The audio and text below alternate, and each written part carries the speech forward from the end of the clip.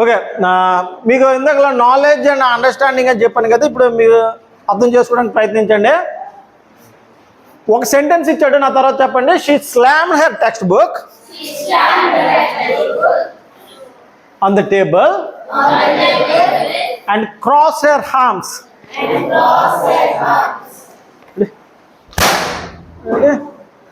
అన్నాడు. ఇప్పుడు ఆడి ఏం చేశాడు? టెక్స్ట్ బుక్ని గట్టిగా బల్ల మీద కొట్టాడు. ఇది నాలెడ్జ్. ఏం చేశాడు అంటే అదేంటి? మీరు ఎందుకు చేస్తుంటాడు? సాధారణంగా కోపం అవుతుంది, కోపం అయ్యి ఉండదు, లేకపోతే ఫస్ట్రేషన్ వస్తుంటుంది, అది చికాకు పడిపోయాడేమో అని అంటారు కదా, అండర్స్టాండింగ్. ఓకే, చూడండి నెక్స్ట్ చెప్పండి. Lencho looked at the sky and smiled as the first heavy drops hit the dry soil. మీరు అర్థం చేసుకుంటే ఇలా నవ్వుతూ లెంచో ఆకాశం వైపు చూశాడు.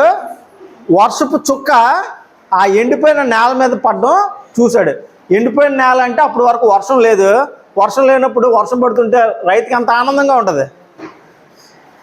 అదే టెక్స్చువల్ లాజికల్ ఇన్ఫరెన్స్ ఏమిచ్చాడు? Lencho was relieved because his crops desperately needs water. Water పడగానే అమ్మయ్యా వర్షం పడుతుందిరా అని ఆనందించాడు. రిలీవ్డ్, అతను బాధలోంచి విముక్తి పొందాడు. The students hands were shaking as the teacher handed back the test paper. అందరు చేతులట వణుకుతున్న టీచరు వాళ్ళు రాసిన క్వశ్చన్ పేపర్ అంటే ఆన్సర్ షీట్లు మళ్ళీ అంటే మార్కులు వేసేస్తున్నాడు అనమాట. అందరూ చేతులు వణుకుతున్నాయి అంటే భయపడుతున్నారు. The student is nervous about their marks. విద్యార్థి భయపడుతున్నాడు, వణుకుతున్నాడు. Next the tiger ignored the visitors and kept walking the length of the cage. Tiger వస్తున్న సందర్శకులను ఎవరిని పట్టించుకోవట్లేదట, అటు ఇటు నడుస్తుందట. ఎందుకు పట్టించుకోవట్లేదు, ఎందుకు అటు ఇటు నడుస్తుందంటే ద టైగర్ ఫీల్స్ హెల్ప్లెస్. ఏం చేయలేక. మా టైగర్ ఫ్రీగా లాగా రోమ్ లాగా అడవంతా తిరిగి టైగర్ చూసే మిగతా జంతువులు భయపడతాయి. అలాంటిది అదే టైగర్నే కేజ్లోనే బందీగా ఉంచేశారు. Angry at being trapped. దానికి ఏమి చేయలేననే బాధ, కోపంతోనే అటు ఇటు ఎవరిని పట్టించుకోకుండా తిరుగుతుంది. Hari Singh noticed Anil's careless attitude about money. Hari Singh అనేవాడు ఎప్పుడు డబ్బుల గురించి పట్టించుకోడు, ఇష్టమైనట్టుగా అక్కడ వదిలేయడం ఇక్కడ వదిలేయడం అలా చేస్తుంటాడు. అది అనిల్ చూశాడు, అంటే ఈయన ఈజీగా మోసం చేసేయచ్చు అని అనుకున్నాడు. Harisingh thinks Anil will be an easy target to rob. అనేసి ఆడేమనుకున్నా హరిసింగ్ అన్నాడు అనిల్ని ఈజీగా మనం చీట్ చేసేయచ్చు, ఎందుకంటే ఆ డబ్బులు ఎక్కడ పడితే అక్కడ వదిలేస్తాడు అనుకున్నాడు. Mandela said the oppressed and the oppressor like are robbed of their humanity. ఎవడైతే అనుస్తున్నాడో అనసపడుతున్నాడో ఇద్దరు కూడా ఒకలాంటి వాళ్ళే, ఎందుకంటే వాళ్ళకి మానవత్వం లేదు. ఒకడికించి మానవత్వం అవకాశం లేదు, ఇంకోటి అవకాశం ఇవ్వట్లేదు. Taking away someone's freedom destroy the soul of the person doing the taking. ఒకటి జీవితాన్ని ఒకటి స్వతంత్రాన్ని లాక్కోవడం అనేది చాలా పాపం అని అర్థం చేసుకోవాలి. Mr Pumphrey wrung her hands and cried as Dr. Harriet took the dog away. మన నానిటైల్లో ఫస్ట్ లెసన్ ట్రయంఫ్ ఆఫ్ సర్జరీలోంచి ఇచ్చాడు. ఫాంఫ్రే అనేది ఒక ఓనర్, ఆ డాగ్ యొక్క ఓనర్. డాక్టర్ హ్యారియట్ అన్నాడు వెటనరీ డాక్టర్. ఎప్పుడైతే వెటనరీ డాక్టరు ఆ డాగ్ని ట్రిక్కీని తీసుకెళ్తున్నప్పుడు చాలా బాధపడిపోయింది. She loves her. ఎందుకు బాధపడిందంటే ఆ డాగ్ని చాలా మనసుకి చాలా ఇష్టమైన డాగ్ అది. She checked her watch for the 5th time in 2 minutes. ఎవరైనా ఒక నిమిషంలో 2 సార్లు అలా పదే వాచ్ చూసుకుంటున్నాడు. ఏంటి ఏదో దేని గురించి వెయిట్ చేస్తున్నట్టు కదా. He is in a hurry. ఆడేదో తొందరపడుతున్నాడు. Or anxious waiting for someone. ఎవరు వస్తున్నారన్నో దేని గురించో వెయిట్ చేస్తున్నాడు. అలా పదే పదే వాచ్ చూసుకుంటుంటే మనం అలా అర్థం చేసుకుంటాం. The post master laughed loudly but then immediately turn serious and tapped the letter on the desk. ముందు ఆ పోస్ట్ మాస్టర్ గట్టిగా నవ్వాడు, కానీ వెంటనే మామూలుగా సీరియస్గా అయిపోయి ఆ లెటర్ని అంటే ఆలోచిస్తున్నాడు, ఏం చేద్దాం అన్నట్టుగా ఆ లెటర్ని ఇలా కొడుతున్నాడు. He realises the deep and innocent faith of this sender address and respects it. అరే ఆడు తప్పు పాపం, ఆడు ఇన్నోసెంట్గా దేవుడికి లెటర్ రాశాడు, వీడికి ఎలాగైనా సాయం చేయాలని ఆలోచించాడు. Next, the tree out side the window were violently being side వేస్. చెట్టు అట, ఆ చెట్టు కిటికీ పక్కన ఉన్న చెట్టు అటు ఇటు అలా అంటే పెద్ద గాలివాన వస్తుందన్నమాట. A strong storm or heavy wind is blowing outside. అలా ఊగుతుంది అని అంటే మనకేం అర్థమవుతుంది, ఏదో పెద్ద గాలివాన ఏదో వస్తుందని అర్థమవుతుంది.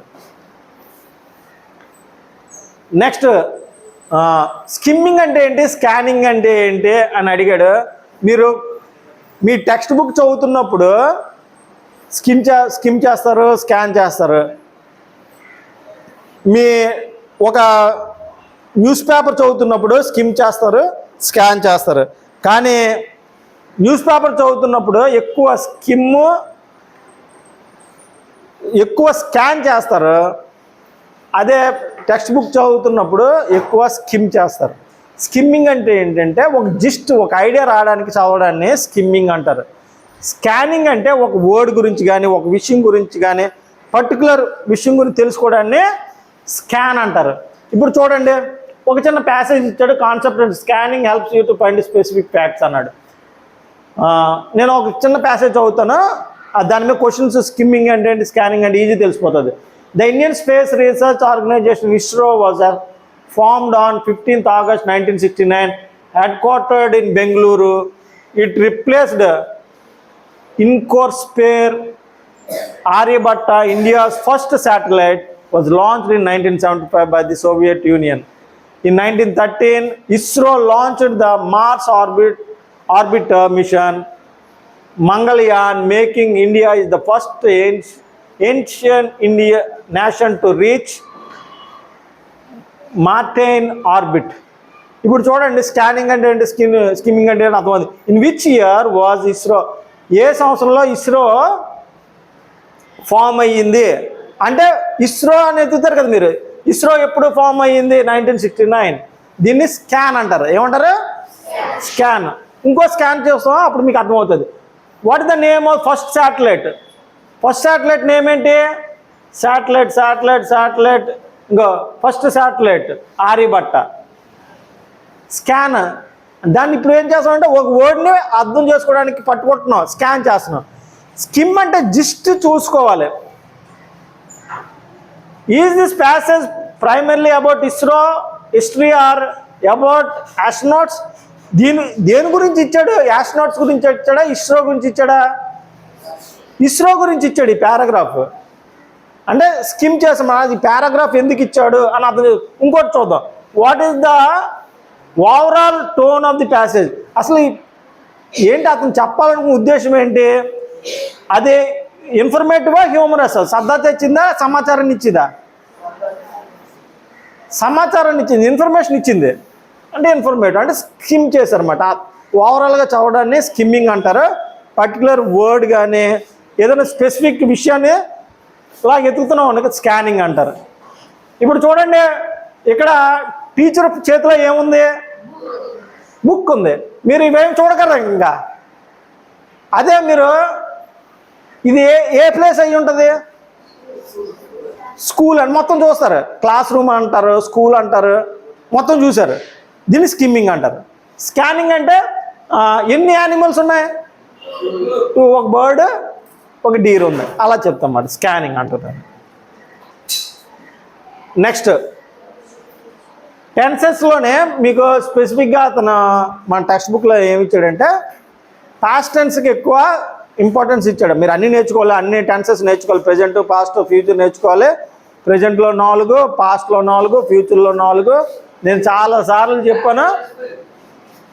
ఆపరైతే